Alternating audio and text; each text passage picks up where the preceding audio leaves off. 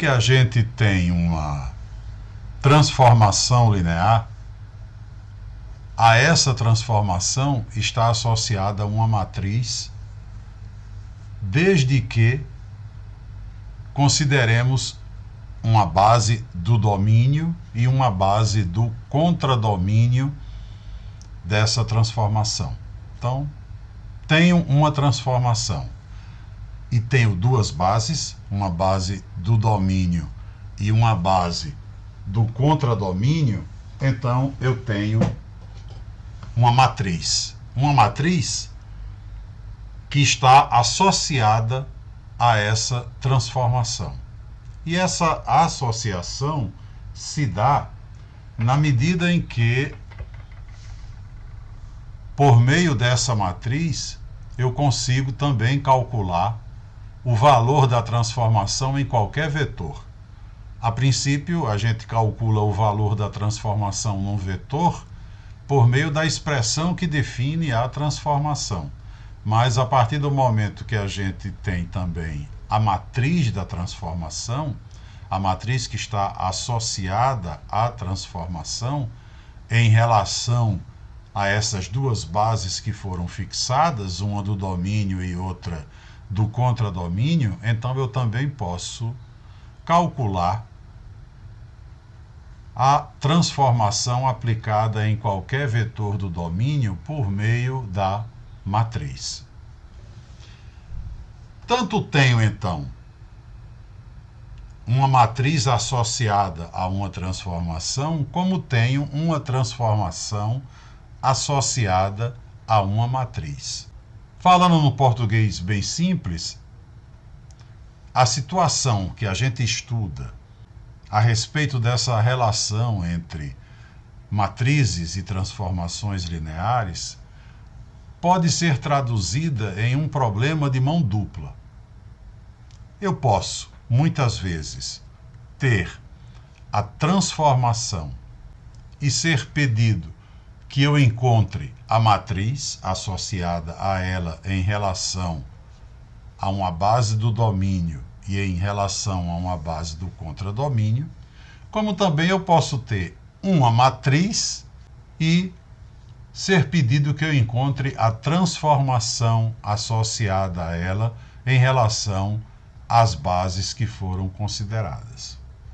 Logo, é um problema de mão dupla, um problema que pode ser proposto em sentido duplo. Pode ser dada a transformação pedida à matriz, pode ser dada a matriz pedida à transformação. E é sobre isso que a gente vai tratar a partir de agora, ok? Então, vamos supor que a gente inicialmente procure resolver esse problema no seguinte sentido: conheço a transformação, quero determinar a matriz. É evidente que, além de conhecer a transformação, vamos supor que também me sejam dadas duas bases, uma base do domínio e uma base do contradomínio dessa transformação.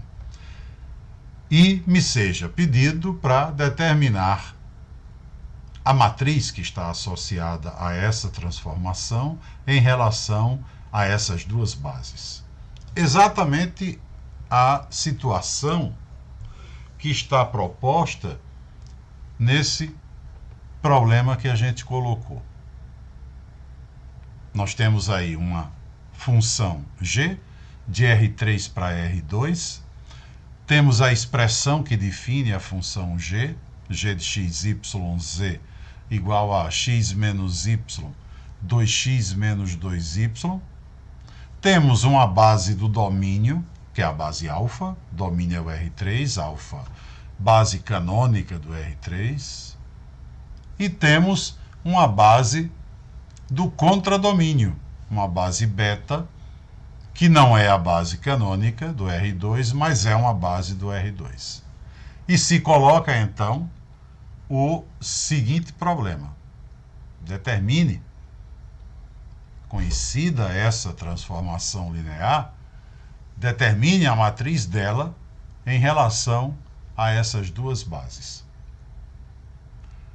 O problema nesse sentido, conhecida a transformação e pedida a matriz, é um problema que se resolve rapidamente, facilmente, sem nenhuma complicação. Basta que você tenha em mente as etapas que você tem que cumprir. E as etapas são as seguintes. Primeira etapa que você vai ter que cumprir, ou primeiro trabalho, né, que você vai ter que realizar.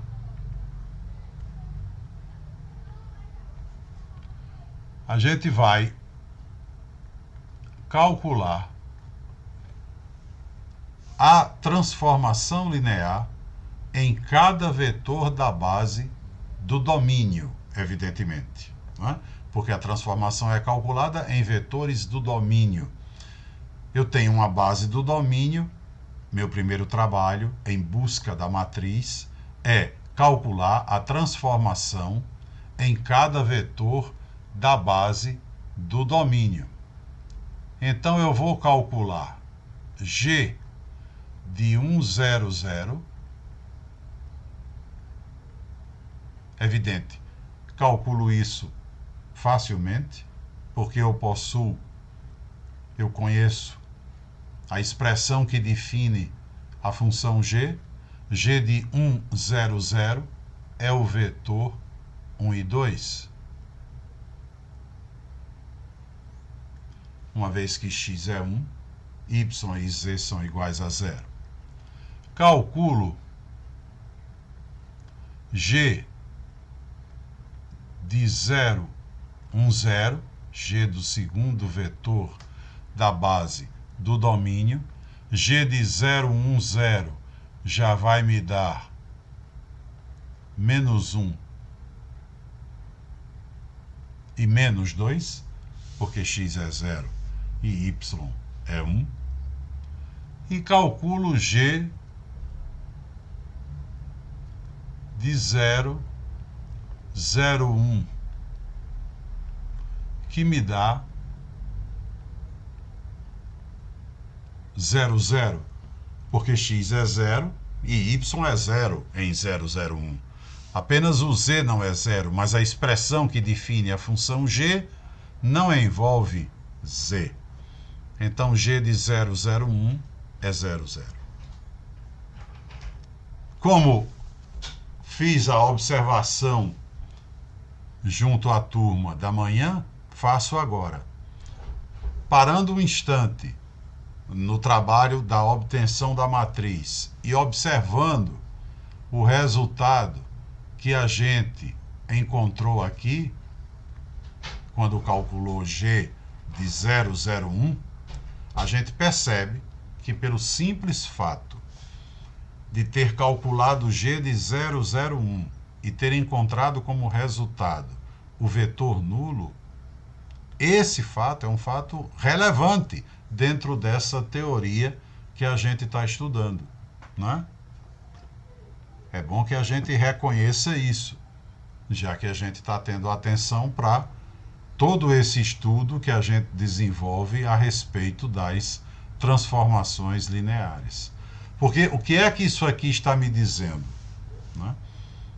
Isso aqui está me dizendo, ou através, ou por meio, ou com base nessa informação, eu já poderia concluir, apesar de não me ter sido perguntado nada a respeito disso, mas apenas para aguçar a observação, com esse resultado, eu já concluiria, se por acaso me fosse perguntado algo a respeito, concluiria que essa função não era injetora.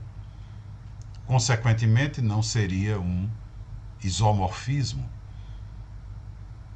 E por que ela não é injetora? Não é? Porque nós acabamos de encontrar um vetor que não é o vetor nulo, que está sendo associado ao vetor nulo. Na hora que você me disse que G de 001 era 00, isso aqui está me garantindo que o vetor 001 está aonde? No núcleo de G. Por quê? Porque estão no núcleo todos os vetores do R3 associados ao vetor nulo do R2. E você acaba de encontrar um que está associado ao vetor nulo do R2 e não é o nulo do R3. E como a gente viu, para que uma transformação linear seja injetora, é preciso que o núcleo dela seja formado unicamente pelo vetor nulo do domínio. E eu estou, evidentemente, encontrando um vetor que não é o nulo e está associado ao nulo. Claro que o nulo está associado ao nulo. Né? Claro que se eu calcular G de 000, obviamente obtenho 00. Porque se não obtivesse, essa transformação não era linear. A gente viu aqui que se ela é linear, é porque leva o vetor nulo no vetor nulo. E se não leva o vetor nulo no vetor nulo, não é linear. Então, como foi dito que ela era linear, claro que ela teria que levar o nulo no nulo. Acontece que, além de levar o nulo no nulo, ela está levando o 001 também. Consequentemente, não é injetora.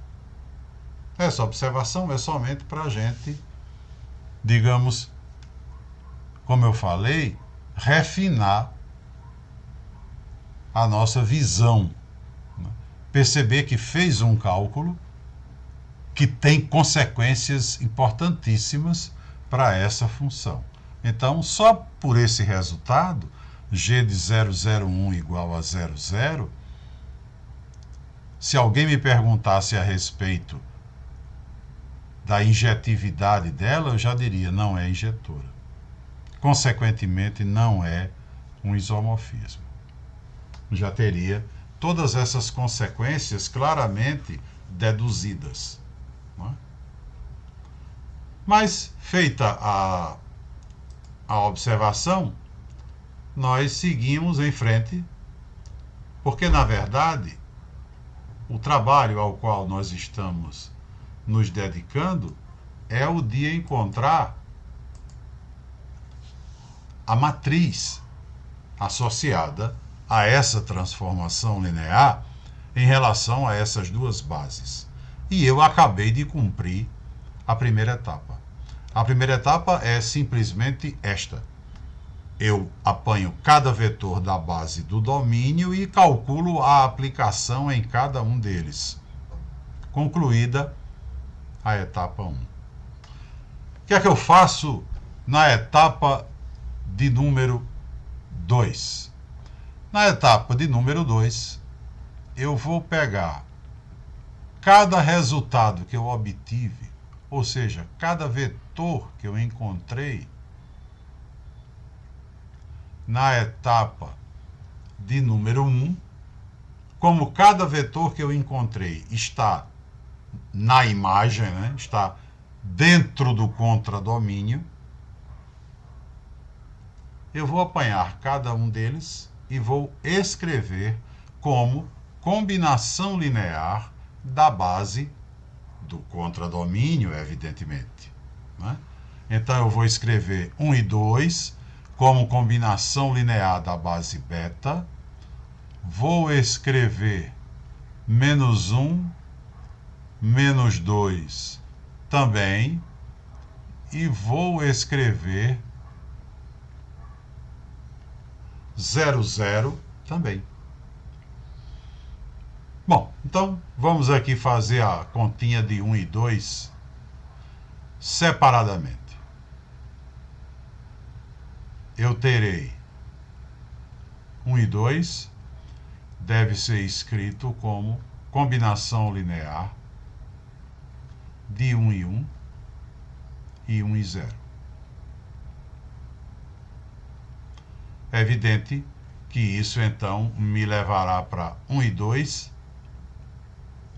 igual ao vetor cuja primeira componente é A mais B e a segunda é A. Logo, eu tenho um sistema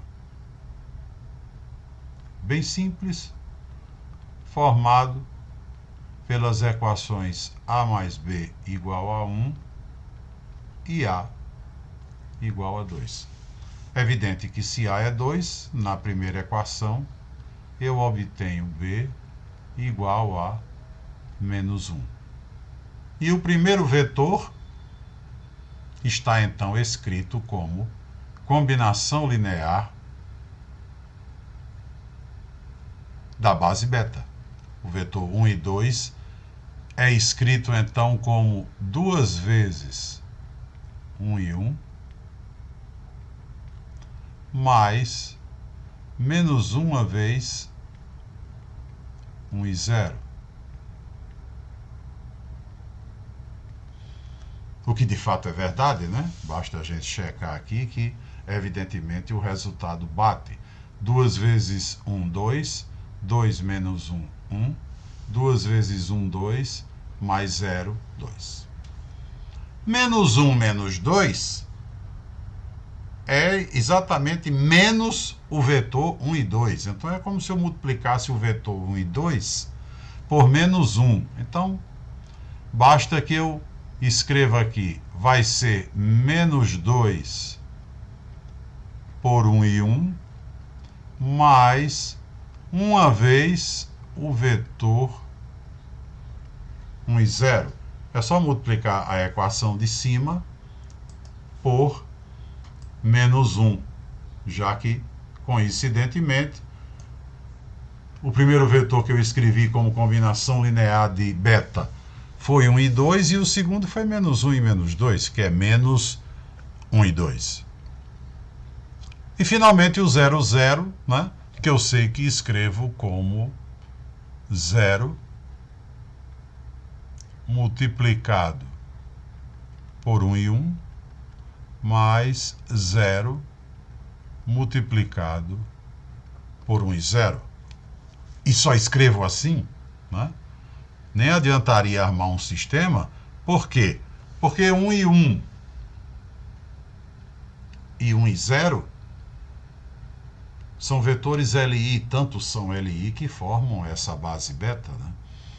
E se você pegasse uma combinação linear do tipo A por 1 e 1 mais B por 1 e 0 e igualasse ao vetor nulo, obrigatoriamente A teria que ser 0 e B teria que ser 0. Muito bem, então a etapa 2 está concluída. Os 3 vetores que eu encontrei na etapa 1, eu agora tenho eles escritos como combinação linear dos vetores da base beta. Sigo então para a última etapa. A última etapa já não me exige nenhum tipo de cálculo, eu vou simplesmente aproveitar o resultado da etapa 2 e já escrever a matriz. Por quê? A matriz, na verdade, ela vai ser escrita a partir dos escalares que eu encontrei na etapa 2. Ou seja, os escalares que eu encontrei nas combinações lineares que eu escrevi na etapa 2. Esses escalares, ordenadamente, respeitando a ordem que eles apareceram, eu vou tomá-los e vou colocá-los para formar as colunas da matriz que eu estou querendo encontrar. Portanto, se na primeira combinação linear o vetor 1 e 2 foi o primeiro que eu obtive, então ele foi o primeiro que eu escrevi como combinação linear dos vetores da base beta. Nessa primeira combinação linear, eu apanho os dois escalares que eu obtive, 2 e menos 1, e trago ambos para que eles formem a primeira coluna da matriz que eu quero determinar. O trabalho na etapa 3 é somente esse. Depois, eu vou para o segundo vetor, que eu escrevi como combinação linear dos vetores de beta, pego os escalares e trago para que eles formem a segunda coluna da matriz que eu quero determinar. E, finalmente, os escalares da última combinação linear eu trago para que eles formem a terceira coluna. A matriz está determinada, está completa, e ela é representada, isso é importantíssimo que a gente aprenda a notação, ela é representada pelo símbolo da transformação entre cochetes. Então aqui eu escreveria G, coloco entre cochetes a letra que representa a transformação, e no cochete da direita, ou à direita da letra que representa a transformação, eu coloco os símbolos que representam as bases. Na parte superior, a base do domínio, e na parte inferior, a base do contradomínio. Agora, o trabalho definitivamente terminou. Essa é a matriz associada ou que representa a função G, consideradas as bases alfa e beta. Essas duas bases. É evidente que se eu mudar as bases e refizer os cálculos, encontrarei uma matriz diferente. Não é? Existem trilhões, infinitas matrizes associadas a uma transformação linear.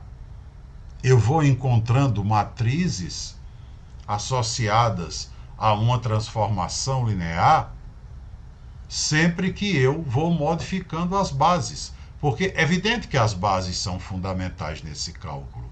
Logo na etapa 1, a gente calculou G de cada vetor da base do domínio. Se eu modificar a base do domínio, claro que os resultados vão ser diferentes. Não é? Então, por isso que a gente diz, olha, eu encontrei a matriz que representa essa transformação linear G quando consideradas essas duas bases. Alfa como sendo a canônica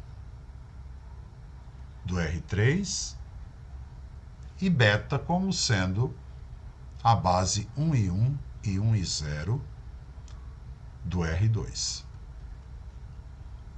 Tá ok, pessoal?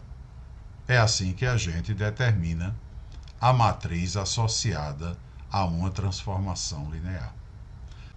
Quando eu falei que a cada vez que a gente fosse modificando a matriz, modificando qualquer uma das duas bases, né, a gente iria obtendo matrizes diferentes.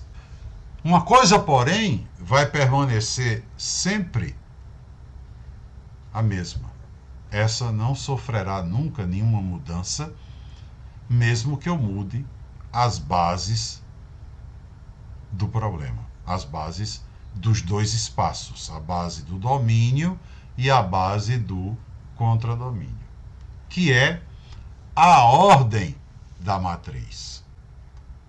Esta matriz nós encontramos de ordem 2×3, né? Ela tem 2 linhas por 3 colunas. Qualquer outra que a gente encontre pode ter elementos diferentes, mas a ordem será a mesma. A ordem é invariável. Toda vez que você estiver com uma transformação linear de um espaço V1, seja ele qual for, em um espaço V2, aqui você considera uma base alfa, aqui você considera uma base beta.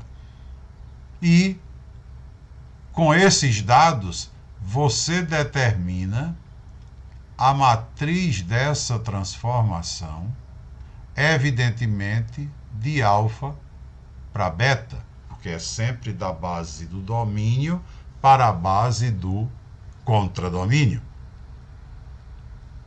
Você pode ter certeza que a ordem dessa matriz será dimensão de V2 por dimensão de V1. Não haverá mudança com relação a isso. A matriz que representa uma transformação será sempre de ordem dimensão de V2 por dimensão de V1. E dimensão de V2 e dimensão de V1 não variam, né? Muito bem. Agora vamos colocar a situação ao contrário. Vamos supor que a gente conheça as bases, conheça a matriz e não saiba qual é a transformação. A gente vai usar essa mesma transformação só porque, na verdade, a gente já sabe então qual é o resultado que a gente vai obter, né? A gente já sabe qual é o resultado que a gente vai obter. Por isso, vamos usar essa transformação que a gente trabalhou, ou com a qual a gente trabalhou no primeiro sentido. Conhecida a transformação, encontramos a matriz. A gente agora vai supor que conhece a matriz. Vamos colocar isso aqui como um dado do problema. Vamos supor que a gente conheça a matriz e não conheça a transformação. A gente queira exatamente descobrir quanto é XYZ. Em outras palavras, né, o problema seria enunciado da seguinte maneira, né? Determine a transformação linear G em relação às bases alfa e beta. Pronto. Façamos de conta que a gente não conhece a transformação linear G e queiramos determiná-la. A gente conhece a base alfa, a base beta, a matriz e não sabe qual é a transformação. Exatamente o problema no sentido inverso, como eu falei, né? Como eu falei, o problema tem mão dupla. Eu posso conhecer a transformação e encontrar a matriz, como nós fizemos, ou posso conhecer a matriz, como queremos fazer agora, para tentar encontrar a transformação. Tá ok? Vamos então procurar resolver o problema nesse sentido. As bases estão aí, a matriz está aí, e a gente quer encontrar que transformação é essa. É evidente que a gente sabe que se a gente não cometeu nenhum erro na determinação da matriz, e também se a gente não cometer nenhum erro agora, a gente vai retornar para a nossa expressão g de xyz igual a x menos y, 2x menos 2y, que era a expressão que estava lá. Tá ok? Eu estou percebendo que está dando uma oscilação aqui no sinal da internet. Eu peço a vocês que, se vocês perceberem que está havendo um travamento, me digam, porque aí eu procuro mudar de rede. Aqui em casa a gente tem mais de uma, e aí a gente pode tentar mudar para ver se evita esse travamento. Tá ok? Se travar, ou se até mesmo o sinal cair, me avisem para que eu possa providenciar isso aí. É rápido e a gente retorna com pouco tempo. Bom, vamos então. O problema no sentido inverso ao que a gente fez, ou seja, quando eu quero encontrar a transformação, aí ele é um pouquinho mais trabalhoso. Primeiro eu tenho que conhecer um resultado, que é traduzido por meio de uma fórmula, que vai me levar até a transformação. O resultado, vamos colocá-lo aqui, né, no sentido geral. Vamos ver se a gente consegue diminuir um pouquinho essa matriz, ela está muito grande. E vamos escrever aqui o tal resultado, que, como eu falei, se expressa por meio de uma fórmula e que vai nos levar para a transformação G, para a expressão que define a transformação G. Veja bem, o que a gente tem é o seguinte: existe aqui um resultado que nos garante que, se nós tivermos um vetor V do domínio da transformação, então, com toda certeza, as coordenadas de T de V na base beta, porque T de V está no contradomínio, né? V está no domínio, então T de V está no contradomínio. Então as coordenadas de T de V na base beta podem ser obtidas por meio do produto da matriz de T de alfa para beta. Isso aqui vale o produto da matriz de T de alfa para beta pelas coordenadas de V. Como V está no domínio, as coordenadas dele são calculadas na base alfa. Então, deixa eu só refazer esse termo da esquerda. A gente tem aqui as coordenadas de T de V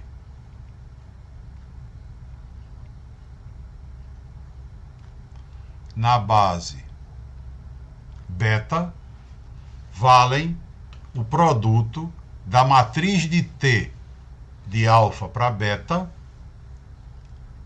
pelas coordenadas de V na base alfa. este é o resultado, ou se quiserem, esta é a fórmula que vai me permitir, tendo a matriz, encontrar a transformação. Então, vamos colocá-la aqui, porque a gente vai se orientar por ela. Onde o nosso domínio V1 é o R3, né? T é a função G, T de alfa para beta é a matriz de G de alfa para beta, que a gente conhece, e V é um vetor qualquer do R3, né? V é um vetor do domínio. Alfa e beta são as bases conhecidas. Muito bem, vamos ver como é que a utilização dessa fórmula funciona na prática. Vamos calcular o membro da direita da igualdade. Ou seja, vamos calcular esse produto. Esse produto, matriz de T de alfa para beta, pelas coordenadas de V na base alfa. Antes de calcular, entretanto, vamos logo pegar essa fórmula que está escrita numa situação geral, né, e colocá-la em termos do problema que a gente está resolvendo. Então eu tenho aqui à esquerda coordenadas de T de V na base beta, a gente vai escrever da seguinte maneira: coordenadas de G de X, Y, Z na base beta, né? Por quê? Porque a nossa T é G, é a função G. E V é um vetor qualquer do domínio, vetor qualquer do R3, consequentemente, X, Y, Z. Então, coordenadas de T de V na base beta, para esse problema que nós estamos resolvendo, ficam escritas como coordenadas de G de X, Y, Z na base beta. São iguais, essas coordenadas são iguais ao produto da matriz de G de alfa para beta pelas coordenadas de V, que é x, y, z, vetor V é x, y, z, coordenadas dele na base alfa. É assim que fica essa fórmula para este problema que nós estamos resolvendo. Eu vou então calcular aqui o resultado, quanto é que vale o membro da direita aqui. Eu terei matriz. A matriz é exatamente o que eu conheço, né? A matriz é exatamente o que eu conheço. Primeira linha, 2, menos 2 e 0. Segunda linha, menos 1, 1 e 0. Então eu tenho que fazer o produto da matriz pelas coordenadas de x, y, z na base alfa. A base alfa é a base canônica. Se eu quero as coordenadas de XYZ. Aí eu tenho que lembrar um pouquinho, né, de coordenadas. Se eu quero as coordenadas de XYZ na base alfa, eu vou ter que escrever o vetor XYZ como combinação linear dos vetores da base alfa. Então eu teria que encontrar três escalares. Um A para multiplicar por 100, mais um B para multiplicar por 010, mais um C para multiplicar por 001. Acontece que eu não vou resolver sistema nesse caso, porque como a gente viu, quando eu estou precisando escrever um vetor como combinação linear da base canônica, os escalares são precisamente as componentes. Primeiro escalar é x, segundo escalar é y, terceiro escalar é z. Não preciso fazer esse sistema, né? Porque óbvio que aqui na direita eu vou ter o vetor ABC. XYZ igual a ABC, A é x, B é y, C é z. Escrever como combinação linear da base canônica é uma barbada, não tem problema. Logo, as coordenadas de XYZ, ou seja, as coordenadas de V na base alfa são x, y e z. Eu tenho apenas que lembrar que quando eu vou escrever coordenadas, eu sou obrigado a colocá-las sob a forma de uma matriz coluna. Uma matriz coluna. Então eu tenho que chegar aqui e escrever o seguinte. Aqui eu vou escrever a seguinte matriz coluna: x, y e z. Essas são as coordenadas do vetor V, que é XYZ, na base alfa. Porque se eu não tiver muita atenção com a forma, eu vou acabar montando um produto impossível aí. Todo mundo sabe que não são duas matrizes quaisquer que a gente pode multiplicar, né? Produto de matriz é vinculado a um respeito a uma ordem. Então, por exemplo, aqui a minha matriz da transformação, como a gente viu, é 2 por 3. A matriz das coordenadas de V é uma matriz coluna, é 3 por 1. E aí esse produto é viável. É viável porque o número de colunas da primeira coincidiu com o número de linhas da segunda, porque se não coincidisse, eu estava tentando montar um produto impossível. Então eu tenho que ter cuidado, né? Tenho que ter muito cuidado. Esse não, esse aí é um produto possível. E eu tenho que saber que ele vai resultar numa matriz que terá a ordem 2 por 1. Também será uma matriz coluna, porém com duas linhas. O resultado será uma matriz coluna com duas linhas.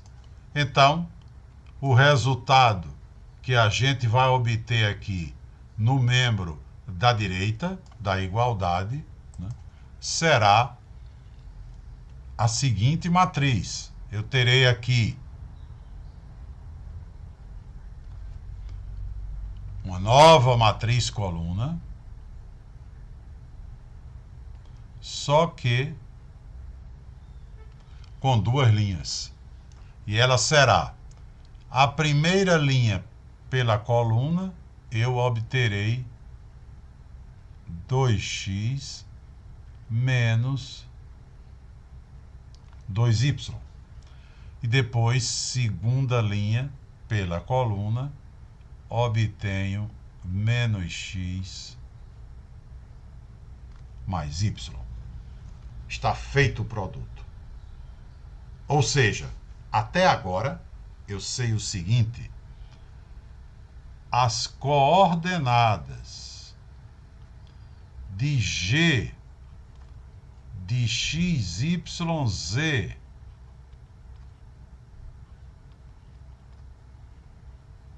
na base beta valem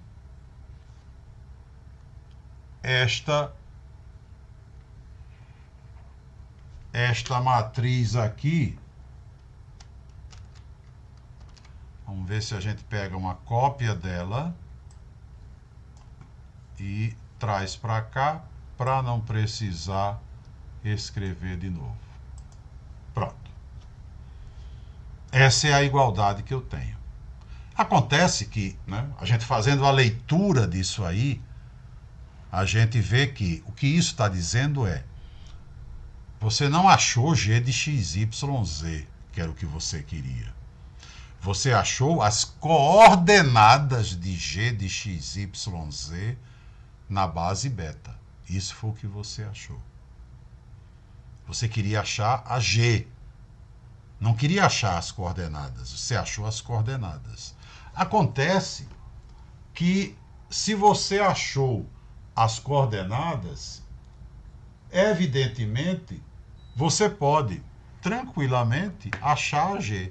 Você agora tem as coordenadas, conhece a base beta, pode encontrar o vetor g de x, y, z, que é justamente a expressão que você quer.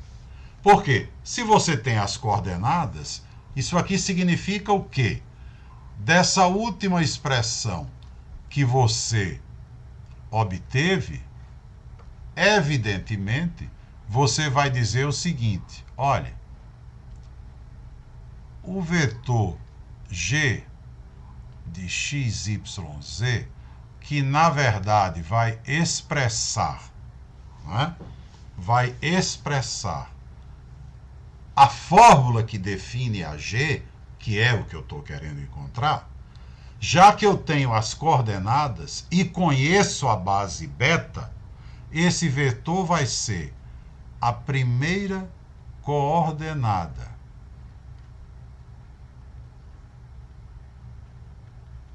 pelo primeiro vetor da base beta mais a segunda coordenada pelo segundo vetor da base beta. Claro, não é? Por quê? Se eu olhar para essa expressão aqui agora, se alguém me disser o que é que são esses escalares aqui, você escreveu esse vetor como combinação de 1 e 1 e 1 e 0, que formam a base beta. O que representam esses dois escalares? As coordenadas. As coordenadas de x, y, z na base beta. Então, se você tem as coordenadas, encontra g de x, y, z. Basta colocar primeira coordenada na frente do primeiro vetor, mais segunda coordenada na frente do segundo, mais, se tiverem outras, você vai completando. Consequentemente, você acaba de encontrar g de x, y, z. Será, agora é só fazer os produtos e unir num único vetor, não é? Você tem aqui 2x menos 2y multiplicado por 1, que é 2x menos 2y, somado com menos x mais y. Então você tem 2x menos x e menos 2y mais y.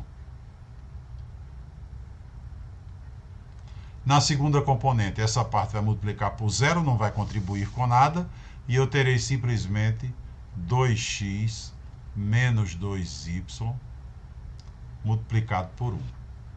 Logo, voltamos sim para a nossa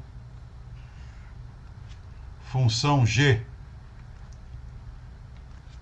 Voltamos para a nossa função g, como não poderia deixar de ser. Só não voltaríamos se tivéssemos cometido algum erro. E o problema fica então resolvido nas duas vias. Nós tínhamos a G, encontramos a matriz, evidentemente, como eu falei, é o sentido mais simples, mais rápido. E agora tínhamos a matriz e voltamos para a expressão que define a função G.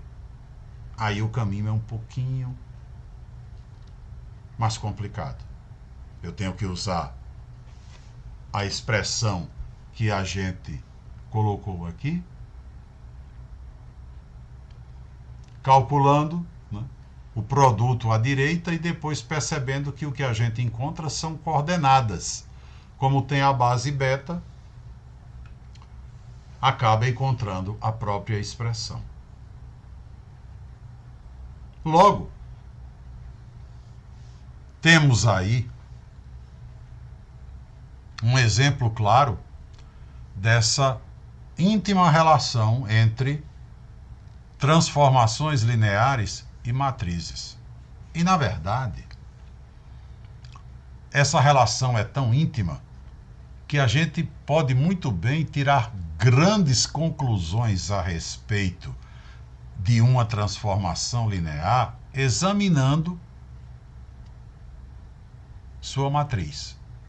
Se a gente tiver uma matriz dela em relação a um determinado par de bases, o exame que a gente fizer na matriz pode nos dar grandes consequências, pode nos levar a grandes consequências a respeito da transformação.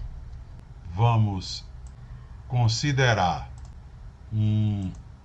uma outra situação, tomando agora essa função f de R2 para R2, definida por f de xy igual a x menos y e 2x. Considerando para o domínio, poderia nesse caso considerar a mesma base, tanto para o domínio como para o contradomínio, já que eles são iguais, mas vamos considerar bases diferentes. Vamos supor que para o domínio a gente tome a base alfa 1 e 1 e 2 e 1, e para o contradomínio tome agora a base canônica 1, 0, 0, 1. No exemplo anterior, a base canônica era do domínio. Agora vamos colocar no contradomínio. E a primeira pergunta que a gente faz é: eu tenho ali a minha transformação linear, por favor me diga qual é a matriz dela em relação a essas duas bases que eu estou lidando. A gente sabe que esse problema é o problema mais rápido, mais simples, né? E a gente consegue resolver com rapidez, né? E sem grandes problemas. A gente sabe que é um probleminha em basicamente duas etapas, a terceira já é para escrever a matriz, né? Então eu teria que, vou começar calculando f de 1 em 1, f do primeiro vetor da base do domínio, f de 1 em 1 me dá 0,2, e vou calcular f de 2 e 1. f de 2 e 1 me dá 1 e 4. Não é? F de 1 e 1, 0 e 2. F de 2 e 1, 1 e 4. Aí, como a gente sabe, essa corresponde à primeira etapa do trabalho, calcular f de cada vetor da base alfa. Segunda etapa do trabalho, escrever os resultados que a gente obteve como combinação linear da base do contradomínio, da base beta. Mas acontece que a base beta é a canônica. Então não vou precisar agora fazer sistema, como no exemplo anterior a gente fez. Agora é só dizer que esse vetor vai ser 0 multiplicado por um zero, mais 2 multiplicado por 0,1. E o de baixo vai ser 1 vez 1 zero, mais 4 vezes 0,1. Pronto, cumprimos rapidamente as duas etapas. Calculamos f de cada vetor da base alfa e cada resultado escrevemos como combinação linear da base beta.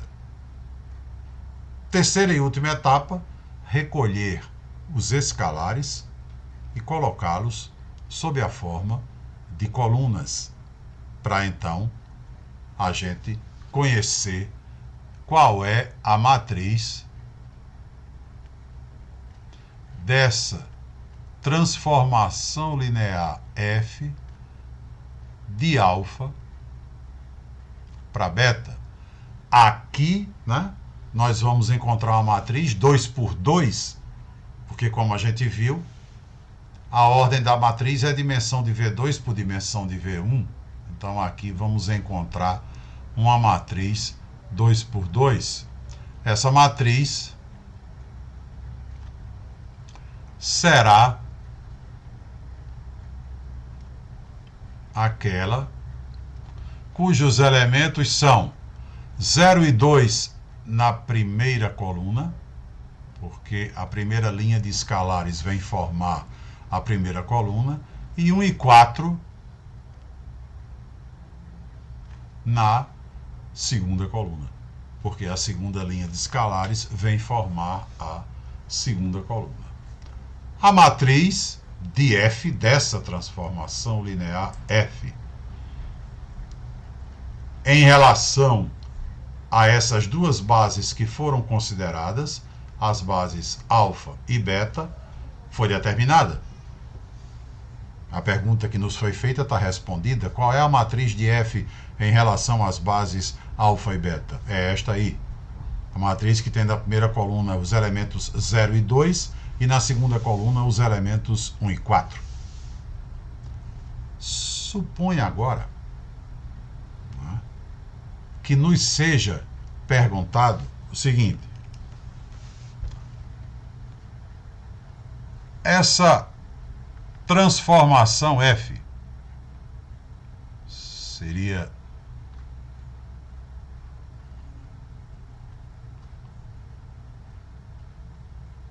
uma pergunta para o item B. Essa transformação f é um isomorfismo? Claro que essa pergunta poderia ser feita. A gente sabe o que é um isomorfismo. Isomorfismo é toda transformação que consegue ao mesmo tempo ser linear, injetora e sobrejetora. Só que, pelos conhecimentos que a gente tem até a última aula que a gente teve, para que eu consiga responder a essa pergunta, eu agora vou ter que determinar o núcleo, né, dessa transformação.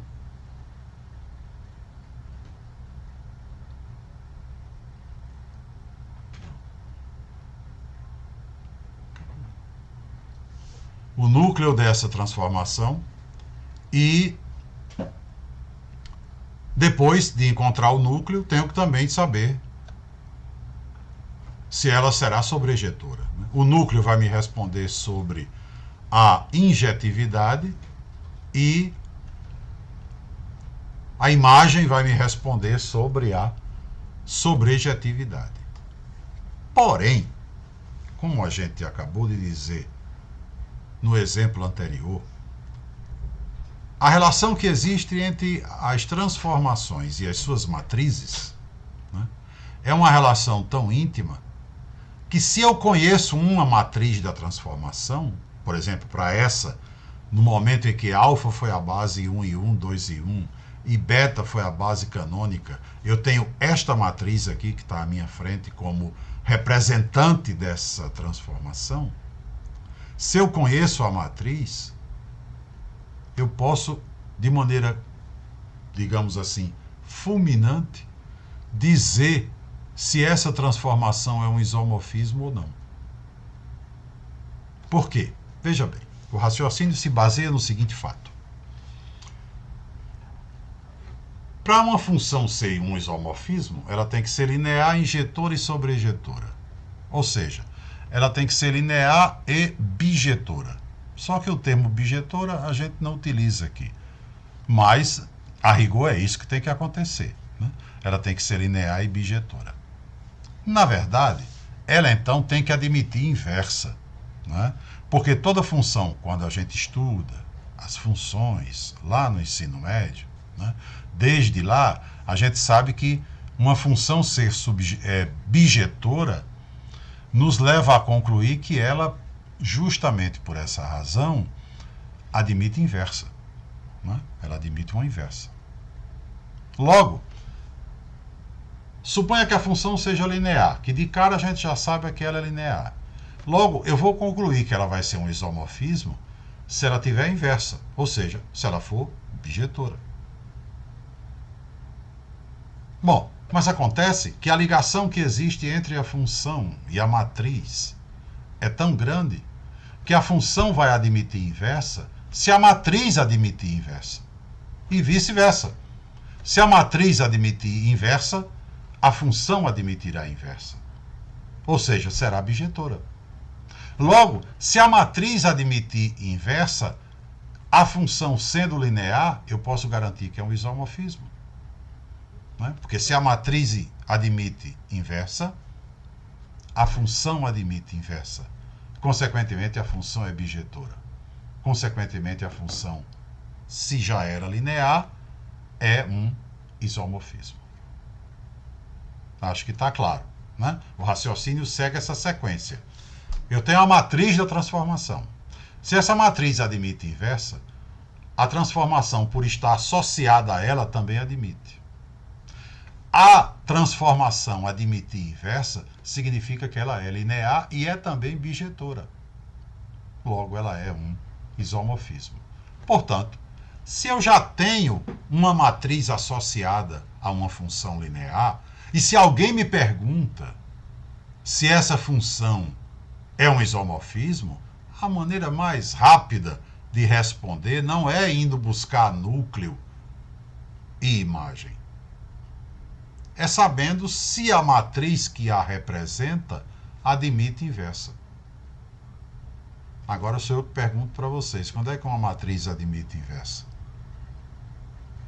Qual é a maneira rápida de responder a essa pergunta? Quando é que uma matriz admite inversa? Quando o determinante é diferente de zero. Bateu! Você acaba de não ganhar prêmio algum, mas acertou. Né? É exatamente isso. Logo, eu respondo rapidamente, sem precisar ir buscar núcleo e imagem. Né? Sem precisar ir buscar núcleo e imagem. Ou seja, eu tenho aqui uma matriz que está associada a essa transformação. Calculo o determinante dela. Então, chego aqui e digo, olha, se eu calcular o determinante da matriz associada à função f da base alfa para a base beta, esse determinante é menos 2. Né? Porque é diagonal principal menos diagonal secundária. Menos 2. Diferente de zero. Logo, a matriz associada à função f de alfa para beta é invertível. Ela admite uma inversa. Se ela é invertível, a função também é. Porque a função e a matriz comungam das mesmas características, por isso que uma está associada à outra. Mas se a função já era linear e eu descobri que ela é invertível, ou seja, que ela tem inversa, é porque ela é injetora e sobreinjetora. Então, isso aqui me permite concluir que F é, sim, um isomorfismo. E eu concluí isso sem precisar